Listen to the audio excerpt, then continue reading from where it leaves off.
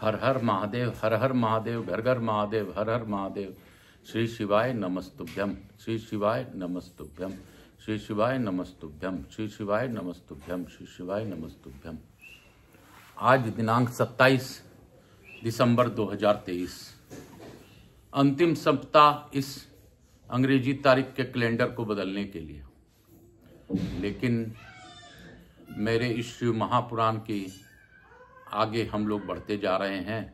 इसके लिए मैं भगवान भोलेनाथ का धन्यवाद देता हूँ। आप लोगों को भी धन्यवाद देता हूँ कि आप लोग देख रहे हैं और लोगों तक पहुँच रहे हैं और पहुँचा भी रहे हैं। इस अभूतपूर्व कार्य के लिए आप कितने अभूतपूर्व कार्य कर रहे हैं। आप लोगों को जोड़ रहे हैं, आपके पितरों को तारने के लिए आप कार्य कर रहे हैं। इसके लिए आप सबों को फिर से मैं धन्यवाद देता हूं। मैं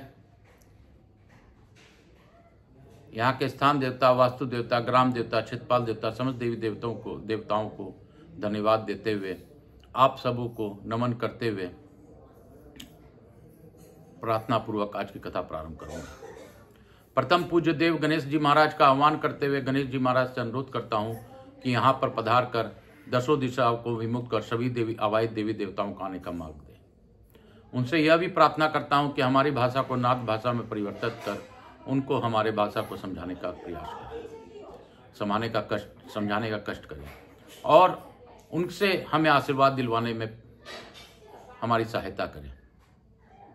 मैं अपने कुलदेवी के सरस्वती माता को नमन करते हुए, वंदन करते हुए आह्वान करता हूं, उनको प्रार्थना पूर्वक आमंत्रण कर उनको हम पर अपना विशेष कृपा बनाए रखने का अनुरोध करता हूं। मैं आकाश कुमार राजगढ़िया, बंसल गोत्र उत्पन्न हम उमाशंकर नारायणी देवी राजगढ़िया का पुत्र, आचार्य संगीत कृष्ण जी महाराज सांवरिया बाबा का शिष्य और गृहस्थ आश्रम में रहकर ईश्वर की सेवा करना मेरा धर्म। मैं अपने इस धर्म को पालन करते हुए गृहस्थ आश्रम में रहकर ईश्वर चर्चा करते हुए आज शिव महापुराण का आगे की पाठ को पढ़ूंगा। मैं अपने भोलेनाथ, उमाशंकर और नारायणी रूप में गौर बिंदोरा जी से प्रार्थना करता हूं कि आप लोग अपने आसन को ग्रहण करें। मैं बाबा भोलेनाथ, समस्त देवी देवताओं से अनुरोध करता हूं कि आप लोग यह कथा जैसा मेरे से चाहें वैसा करवा लें, सुन ले और सुना दें। मैं तो एक निमित्त मात्र हूँ, मैं तो एक जरिया हूँ। बाबा आपकी जैसी इच्छा होगी वैसा ही संभव होगा। हर हर महादेव, काल हर, दुख हर, दारिद्र हर, कष्ट हर, हर हर महादेव। मैं अपने गुरु आज्ञा से आज की कथा प्रारंभ करता हूँ। प्रदीप मिश्रा जी के मार्गदर्शन से यह कथा मैं शुरू कर पाया हूँ, उनके चरणों में भी प्रणाम करता हूँ। मैं अपने गुरु आचार्य संगीत कृष्ण जी महाराज से आज्ञा लेकर मानस रूपी आज्ञा के साथ इस कथा को आगे की ओर ले जा रहा हूँ। हर हर महादेव, हर हर महादेव, हर हर महादेव, हर हर महादेव, हर हर महादेव, हर हर महादेव, हर हर महादेव, हर हर महादेव, हर हर महादेव। हे बोला सब दुख काटो हमारा, हे कैलाशी काशी के वासी, हमारी सुध लीजो बाबा, अपने सेवक जान हम पर दया कीजो बाबा। हे बाबा भोला, हमको तो आना कैलाश बाबा, हमको तो जाना कैलाश। हे भोला, हमको तो जाना कैलाश। हे बाबा, हमको तो जाना कैलाश। हे विश्वनाथ, हमको तो जाना कैलाश। हे शंभो, हमको तो जाना कैलाश। हे कैलाशी काशी के वासी, हमारी सुध लीजो सेवक जान हम पर दया की द्वारा। हर महादेव, काल हर, दुख हर, गंगा स्नानम अहम करिष्येत, गंगा स्नानम तत्पश्चातम शिव महापुराण पढ़िष्येत। हर हर महादेव, हर हर महादेव। शिव गंगा गंगा गंगा गंगा, गंगा गंगा मोक्ष नगरी गंगा की जय, मोक्ष नगरी गंगा की जय, हर हर महादेव। मोक्ष नगरी काशी की जय, हर हर गंगे, हर हर गंगे। मोक्षदायिनी गंगा की जय। हम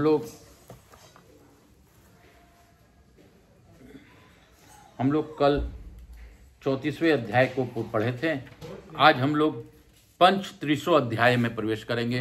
बोलो शंकर भगवान की जय, शिव काशी की जय। नंदीश्वर बोले, हे सर्वज्ञ सनत कुमार, अब साधु वेश धारण करने वाले ब्राह्मण के रूप में परमात्मा शिव का जिस प्रकार अवतार हुआ उसे आप सुने। मैना और हिमालय के शिव में उत्कृष्ट भीड़ देख देवताओं को बड़ी चिंता हुई और उन लोगों ने आदरपूर्वक परस्पर मंत्रणा की, यदि शिव में अन्य ने भक्ति रखकर हिमालय उन्हें कन्या देंगे तो निश्चय रूप से शिव का निवारण पद प्राप्त कर लेंगे। अनंत रत्नों के आधारभूत ये हिमालय यदि मुक्त हो जाएंगे तो निश्चय ही पृथ्वी का रत्न गर्भा यह नाम व्यर्था हो जाएगा। शिव जी को अपने कन्या के दान के पुण्य से वे अपने स्थावर रूप को त्याग कर सागर दिव्य शरीर धारण करके शिवलोक को प्राप्त करेंगे।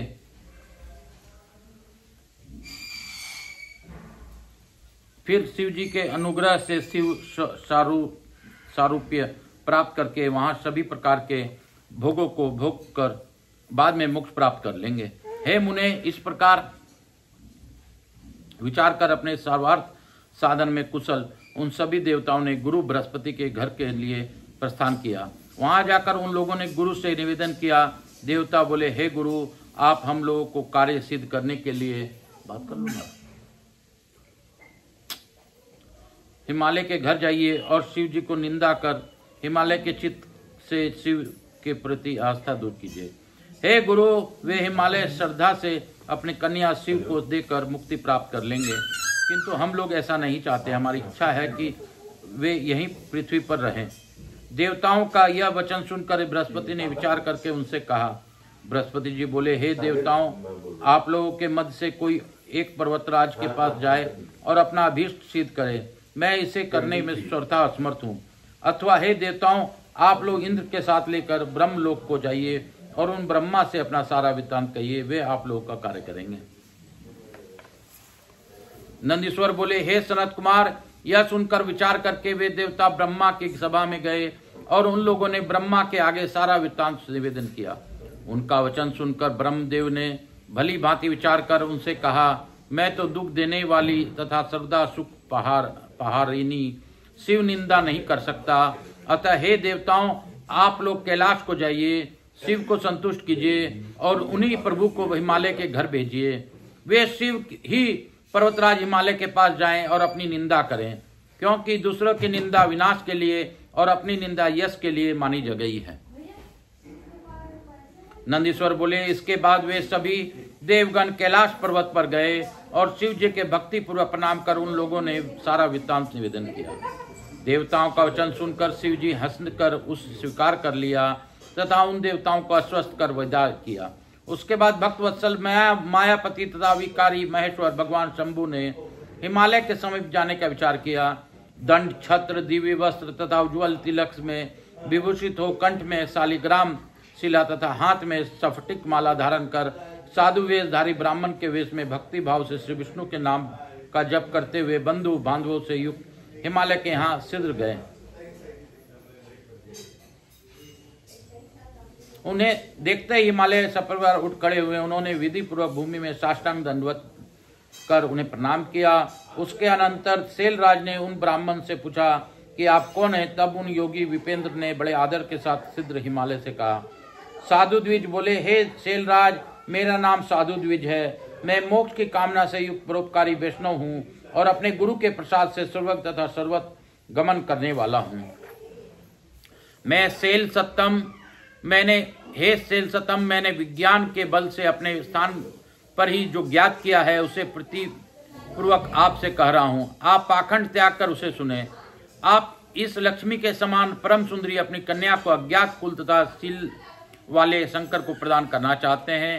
हे शैलेंद्र, आपकी यह बुद्धि कल्याणकारी नहीं है। ज्ञानियों में श्रेष्ठ है। नारायण कुलो भदव, इस पर विचार कीजिए। हे शैलराज, आप ही विचार कीजिए, उनका कोई एक भी बंधु बांधव नहीं है। आप इस विषय में अपने बांधवों तथा अपनी पत्नी मैना से पूछिए। आप पार्वती को छोड़कर यत्न पूर्वक मैना आदि सबसे पूछिए, क्योंकि हे शैल, रोगी के औषधि अच्छी नहीं लगती, उसे तो सदैव कुपस्थ्य ही अच्छा लगता है। मेरे विचार से पार्वती को देने के लिए शंकर योग पात्र नहीं है। उससे सुनने मात्र से बड़े लोग आपका उपहास ही करेंगे। हे शिव, तो निराश्रय, संगत रहित, कुरूप गुण रहित, अव्यय, शमशानवासी, भयंकर आकार वाले, सांपों का धारण करने वाले, दिगंबर भस्म धारण करने वाले, मस्तक पर सपमाला लपेटे हुए, सभी आश्रमों में परिभ्रष्ट तथा सदा अज्ञात गति वाले हैं। ब्रह्मा जी बोले, अनेक लीलाएं करने में कुशल शिव जी इस प्रकार शिव निंदा युक्त सत्य सत्य वचन कहकर शीघ्र ही अपने स्थान को चले गए। ब्राह्मण के कहे गए अपरी वचन को सुनकर दोनों का स्वरूप विरुद्ध भावों वाला एवं अनर्थ से परिपूर्ण हो गया और वे विचार करने लगे, अब हमें क्या करना चाहिए। इस प्रकार उन रुद्र ने भक्तों को प्रसन्न करने वाले महान लीलाएं की और पार्वती के साथ विवाह कर देव कार्य संपन्न किया। हे तात, हे प्रभु, इस प्रकार मैंने देवगणों का हित करने वाले साधु वेशधारी द्विज नामक शिव अवतार का वर्णन आपसे किया। यह आख्या पवित्र स्वर्ग को प्राप्ति कराने वाला, आयुष की वृद्धि कराने वाला तथा उत्कृष्ट है। जो इसे पढ़ता अथवा सुनता है वह सुखी रहकर उत्तम गति को प्राप्त करता है। इस प्रकार शिशु महापुराण अंतर्गत तीर्थ शतरुद्र संहिता के साधु द्विज शिव अवतार वर्णन नामक 35वां अध्याय पूर्ण हुआ। बोलो शंकर भगवान की जय, बोलो काशी विश्वनाथ की जय।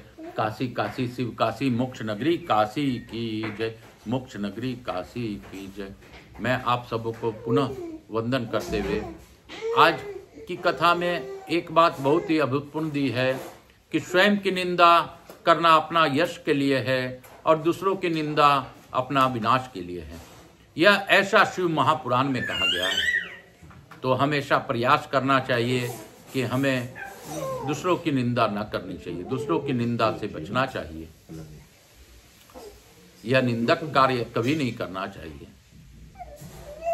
मेरे महादेव की दया से मैं यह पाठ आप लोगों को सुना पा रहा हूँ, बता पा रहा हूँ और समझा पा रहा हूँ। इसमें मेरे महादेव का ही हाथ है, मेरा कुछ भी नहीं। मैं अपने इन महादेव से प्रार्थना पूर्वक अनुरोध करता हूँ कि इस कथा को देखने वाले को अखंड कृपा बनाइए। इस कथा को सुनने वाले पर उनको पितरों को तारण कीजिए, उनके पापों का नष्ट कीजिए, उनको मोक्ष प्रदान कीजिए। महादेव आप ही कर सकते हैं, ऐसा मेरा भाव है। इसके साथ ही मैं आप सबों को विनती करता हूं कि आकाश राजगरिया यूट्यूब चैनल को ज़्यादा से ज़्यादा सब्सक्राइब, लाइक और देखिए। अपने परिवार को दिखाइए, घर में जोर जोर से बजाइए। अगर आपके घर में किसी प्रकार का कलह क्लेश इत्यादि होगा तो वह दूर जाएंगे, वास्तु दोष दूर होंगे, आपके घर में शुभ फल मिलेगा। क्योंकि यह शिव महापुराण का मूल पाठ है, इसमें संशय नहीं है, इसमें सोचना विचारना नहीं चाहिए। क्योंकि मूल पाठ के पठन पाठन और सुनने मात्र से आपके सारे कष्ट धीरे धीरे धीरे धीरे स्नेह स्नेह कम हो जाएंगे। हर हर महादेव, काल हर दुख हर दारिद्र हर कष्ट हर, हर हर महादेव। आकाश राजगरिया यूट्यूब चैनल पर आप लोग जरूर से जरूर ध्यान देंगे और लोगों को जोड़िए, इससे शिव कार्य में आप उनका सहभागी बनेंगे। हर हर महादेव, हर हर महादेव। अर्थ 60 अध्याय यानी कि 36वां अध्याय में हम लोग प्रवेश करेंगे। नंदीश्वर बोले, हे सनत कुमार, हे सर्वज्ञ, अब आप सर्वव्यापी परमात्मा शिव के अश्वत्थामा नामक श्रेष्ठ अवतार को सुने। हे मुने, महाबुद्धिमान देवर्षि बृहस्पति के अंश से महर्षि भारद्वाज से अयोनिज पुत्र के रूप में आत्मवेता द्रोण उत्पन्न हुए, जो धनुषधारियों में श्रेष्ठ, पराक्रमी, विप्रों में श्रेष्ठ, संपूर्ण शास्त्रों के जानने वाले, विशाल कृति वाले, महातेजस्वी एवं सभी अस्त्रों के ज्ञाताओं में श्रेष्ठ हैं। जिन द्रोण को विद्वान लोग धनुर्विद्या में तथा वेद के पारंगत, वरिष्ठ, आश्चर्यजनक कार्य करने वाला और अपने कुल को बढ़ाने वाला कहते हैं। हे द्विज, वे अपने पराक्रम के प्रभाव से कौरवों के आचार्य थे एवं उन कौरवों के 6 महारथियों में प्रसिद्ध थे। उन दोजोत्तम द्रोणाचार्य ने कौरवों को सहायता के लिए पुत्र की इच्छा से शिव जी के लक्ष्य करके बहुत बड़ा तप किया। इसके बाद हे मुनि सतम उनके तप से प्रसन्न होकर भक्त वत्सल शिव जी द्रोणाचार्य के समक्ष प्रकट हुए। उन्हें देखकर उन ब्राह्मण द्रोण ने उन्हें सिद्धता से प्रणाम करके हाथ जोड़कर विनम्र हो अत्यंत प्रशंसित होकर उनकी स्तुति की। उनकी स्तुति तथा तपस्या से संतुष्ट हुए भक्त वत्सल प्रभु शंकर ने द्रोणाचार्य से वर मांगो ऐसा कहा। शिव जी के इस वचन को सुनकर अति विनम्र द्रोणाचार्य ने कहा कि मुझे महाबली सबसे अजय तथा अपने अंश से उत्पन्न एक पुत्र चाहिए दीजिए। हे तात, हे मुने, द्रोणाचार्य का वचन सुनकर कौतुक करने वाले परम सुखकारी शिव जी ने ऐसा ही होगा यह कहा और वे अंतर ध्यान हो गए। द्रोणाचार्य भी निसंक हो प्रसन्नता पूर्वक अपने घर लौट गए और उन्होंने वह सारा वृत्तांत अपने स्त्री से प्रेम पूर्वक कहा। उसके बाद अवसर पाकर वे संवांतक प्रभु रुद्र अपने अंश में द्रोण का महाबलवान पुत्र के रूप में उत्पन्न हुए। हे मुने, वे पृथ्वी पर अश्वत्थामा नाम से विख्यात हुए। वे महान वीर थे, उनके आंखों कमल पत्र के समान थी और वे शत्रु पक्ष के विनाश करने वाले थे। ये महाबली अश्वत्थामा महाभारत के संग्राम में पिता की आज्ञा से कौरवों के सहायक के रूप में प्रसिद्ध हुए। उन महाबली अश्वत्थामा का आश्रय लेने के कारण ही महाबलवान भीष्म आदि कौरवगण देवताओं के लिए भी अजय हो गए। उन्हीं से भयभीत होने के कारण पांडव लोग कौरवों को जीतने में अपने को असमर्थ पा रहे थे और परम बुद्धिमान तथा महान वीर होकर भी अश्वत्थामा के भय से असमर्थ हो गए। तब श्री कृष्ण ने उपदेश से महाबली अर्जुन को शिव की कठोर तपस्या कर उनके अस्त्र प्राप्त करने पर कौरवों पर विजयी प्राप्त की। हे मुने, इस समय महादेव के अंश से उत्पन्न हुए उन अश्वत्थामा ने कौरवों को भीष्म भक्ति से प्रसन्न होकर उनके वशीभूत होकर युद्ध में यत्न पूर्वक शिक्षित पांडव पुत्रों का विनाश करके अपना प्रताप दिखाया। श्री कृष्ण आदि महावीर बलवान शत्रु भी उनके बल को रोक नहीं सके। पुत्र के शोक से संतप्त अर्जुन के श्री कृष्ण के साथ रथ से अपनी ओर आता हुआ देखकर वे भाग खड़े हुए। अश्वत्थामा ने अर्जुन पर ब्रह्मशीर नामक अस्त्र का प्रहार किया। इससे सभी दिशाओं में प्रचंड तेज उत्पन्न हो गया। अपने प्राणों पर आई हुई आपत्ति को देखकर अर्जुन दुखी हुए और उनके तेज नष्ट हो गया। तब उन्होंने कलेश क्रांत तथा भयभीत होकर श्री कृष्ण से कहा। अर्जुन बोले, हे कृष्ण, यह क्या है? यह दूसरा तेज चारों ओर से घेरे हुए कहाँ से आ रहा है? मैं इससे नहीं जान पा रहा हूँ। नंदीश्वर बोले, अर्जुन का यह वचन सुनकर महाशिव उन श्री कृष्ण ने पार्वती सहित शिव का ध्यान करते हुए आदर पूर्वक अर्जुन से कहा। श्री कृष्ण बोले, यह द्रोणाचार्य के पुत्र महातेजस्वी ब्रह्मास्त्र है। उसके समान शत्रुओं का घातक कोई दूसरा अस्त्र नहीं है, ऐसा जानना चाहिए। आप शीघ्र ही भक्तों की रक्षा करने वाले अपने प्रभु शंकर का ध्यान कीजिए, जिन्होंने आपका सारा कार्य संपादन कराने वाले अपने सर्वोत्कृष्ट अस्त्र आपको प्रदान किया है। आप इस अस्त्र के परम तेज को अपने सेवास्त्र के तेज से नष्ट कीजिए। इतना कहकर स्वयं श्री कृष्ण अर्जुन की रक्षा के लिए शिव का ध्यान करने लगे। हे मुने, श्री कृष्ण की बात सुनकर अर्जुन ने अपने मन में शिव जी का ध्यान किया और उसके बाद जल से आचमन कर शिव को प्रणाम करके उस अस्त्र को शीघ्र ही अश्वत्थामा पर छोड़ा। हे महामुने, यद्यपि वह ब्रह्मशीर नामक अस्त्र अमोघ है तथा उसकी प्रतिक्रिया करने वाला कोई अन्य अस्त्र नहीं है, फिर भी वह शिव जी के अस्त्र के तेज से उसे क्षण शांत हो गया। अद्भुत चरित्र वाले उन शिव के संबंध में इसे आश्चर्य मत समझिए। जो अजन्मा शिव अपने भक्ति के सारे संसार को उत्पन्न करते हैं, उसका पालन करते हैं तथा संहार करते हैं। हे मुने, इसके बाद शिव के अंश में उत्पन्न हुए तथा शिव जी की इच्छा से तुष्ट बुद्धि वाले अश्वत्थामा इस सेवा वृत्तांत को जानकर कुछ भी व्यथित नहीं हुए। उसके बाद अश्वत्थामा ने उस संपूर्ण संसार को पांडवों से रहित करने के लिए उत्तरा के गर्भ से स्थित बालक को विनिष्ट करने का निश्चय किया।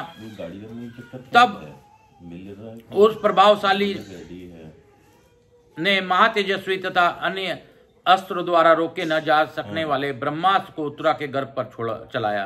तब उस अस्त्र से जलती हुई अर्जुन को पुत्रवधू उत्तरा व्याकुलचित होकर लक्ष्मीपति श्री कृष्ण की स्तुति करने लगी।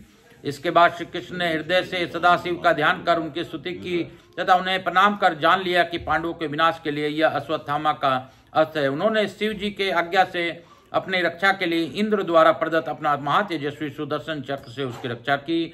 शंकर की आज्ञा से उन महाशिव श्री कृष्ण ने गर्भ में अपने सौरभ भी धारण किया यह चरित जानकर अश्वत्थामा उदास हो गए। उसके बाद प्रसन्नचित्त महादेव श्री कृष्ण ने अश्वत्थामा को प्रसन्न करने के लिए सभी पांडवों को उनके चरणों में गिराया। तदंतर प्रसन्नचित्त द्रोणाचार्य के पुत्र अश्वत्थामा ने श्री कृष्ण एवं समस्त पांडवों के ऊपर अनुग्रह करके प्रेम पूर्वक उन अनेक प्रकार के वर दिए। हे तात, हे मुनिश्रेष्ठ, इस प्रकार अश्वत्थामा के रूप में पृथ्वी पर अवतार लेकर प्रभु शिव जी ने अत्यंत उत्तम लीला की। त्रिलोक को सुख देने वाले महापराक्रमशाली शिव अवतार अश्वत्थामा आज भी गंगा तट पर विद्यमान हैं। हे मुने, इस प्रकार मैंने आपसे अश्वत्थामा के रूप में प्रभु शिव जी के अवतार का वर्णन किया, जो संपूर्ण सिद्धियों को देने वाला तथा भक्तों को अभीष्ट कर फल प्रदान करने वाला है। जो मनुष्य भक्ति पूर्वक इस चरित्र को सुनता अथवा सावधान होकर उसके कीर्तन करता है, वह अभीष्ट सिद्धि प्राप्त करता है और अंत में शिवलोक को जाता है। इति श्री शिव महापुराणे तृतीया शतरुद्र संहिताया अश्वत्थामा शिव अवतार वर्णनम नाम 33वां अध्याय। इस प्रकार श्री शिव महापुराण के अंतर्गत तृतीय शतरुद्र संहिता में अश्वत्थामा शिव अवतार वर्णन नामक 36वां अध्याय पूर्ण हुआ। बोलो शंकर भगवान की जय, बोलो काशी विश्वनाथ की जय, काशी काशी मोक्ष नगरी काशी की जय, मेरे भोलेनाथ की जय, समस्त देवी देवताओं की जय। हर हर महादेव, हर हर।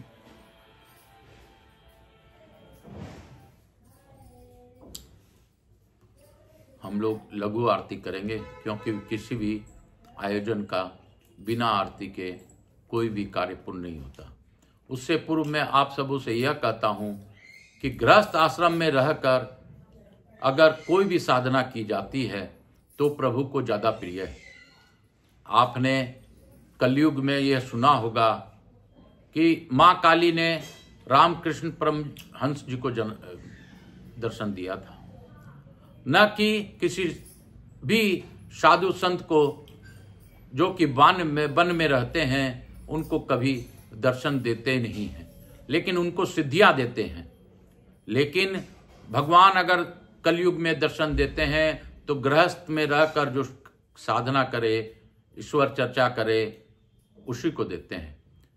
इसीलिए गृहस्थ आश्रम को सबसे श्रेष्ठ आश्रमों में गीता जी में कहा गया है।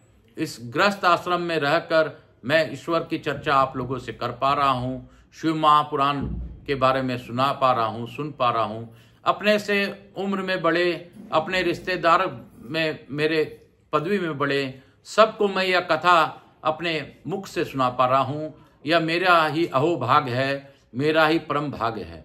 मैं अपने भाग्य को सराहते हुए प्रभु इच्छा से आज की कथा को यहीं पे विराम दूंगा। उससे पूर्व लघु आरती करूंगा। हर हर महादेव, हर हर महादेव, शंभो शंभो, हर हर महादेव, हर हर महादेव, घर घर महादेव, हर हर महादेव, शंकर शंभो, हर हर महादेव, हर हर महादेव। कपूर गौरम करुणावतारम संसार सारम भुजगेंद्रहारम सदा वसंतम हृदयारविंदे भवम भवानी सहितम नमामि। राम श्री राम जय राम जय जय राम, श्री राम जय राम जय जय राम, श्री राम जय राम जय जय राम, राम श्री राम जय राम जय जय राम। हे राम राम राम राम राम। मैं प्रथम पूज्य देव गणेश जी महाराज से अनुरोध करता हूँ कि आप लक्ष्मी जी महारानी रिद्धि सिद्धि शुभ लाभ का और कुबेर जी के साथ हमारे घर में निवास कर अपनी अखंड कृपा सब पर बनाए रखें। तथा आवाहित सभी देवी देवताओं से अनुरोध करता हूँ कि अपने स्थान को गमन करें और पुनः बुलाने पर पधार कर हमें अनुग्रहित करें, और पुनः बुलाने पर हमें पधार कर हमें अनुग्रहित करें। मैं अपने भोलेनाथ गौर बिंदोरा के रूप में उमाशंकर नारायणी को भी धन्यवाद देता हूं कि आप लोग ने कथा भावपूर्वक सुनी और इससे आप प्रसन्न होइए, आप प्रसन्न होकर हमें आशीर्वाद दीजिए। मैं अपने महादेव भोलेनाथ से प्रार्थना करता हूँ कि इस कथा को सुनने वाले, देखने वाले समस्त लोगों पर अपने विशेष कृपा बनाए रखिए। विश्व का कल्याण कीजिए। मेरे बंधु बांधव, हित नाते, रिश्तेदार जो भी मुझसे अपेक्षा रखते हैं, सबका कल्याण कीजिए। मेरे परिवार में मेरे पूर्वजों को भी आगे की गति दीजिए, मुक्ति प्रदान कीजिए। आप मेरे कष्टों को आप ही तारेंगे महादेव। मैं आपके शरणागत वत्सल में हूँ, आप शरण में ले लीजिए। मैं इसके साथ ही आज की कथा को यहीं पे विराम देता हूँ। हर हर महादेव, हर हर महादेव, घर घर महादेव। भोला सब दुख काटो हमारा, हे शंभो सब दुख काटो हमारा। शिव शंकर जपू तेरी माला, बाबा भोला जपू तेरी माला। के भोला सब दुख काटो हमारा, हे शंभो सब दुख काटो हमारा। हे विश्वनाथ सब दुख काटो हमारा, हे जगन्नाथ सब दुख काटो हमारा, हे जगन्नाथ सब दुख काटो हमारा। ब्रह्मा विष्णु महेश नमामि नमस्तुभ्यम। हर हर महादेव, हर हर महादेव, घर घर महादेव, हर हर महादेव।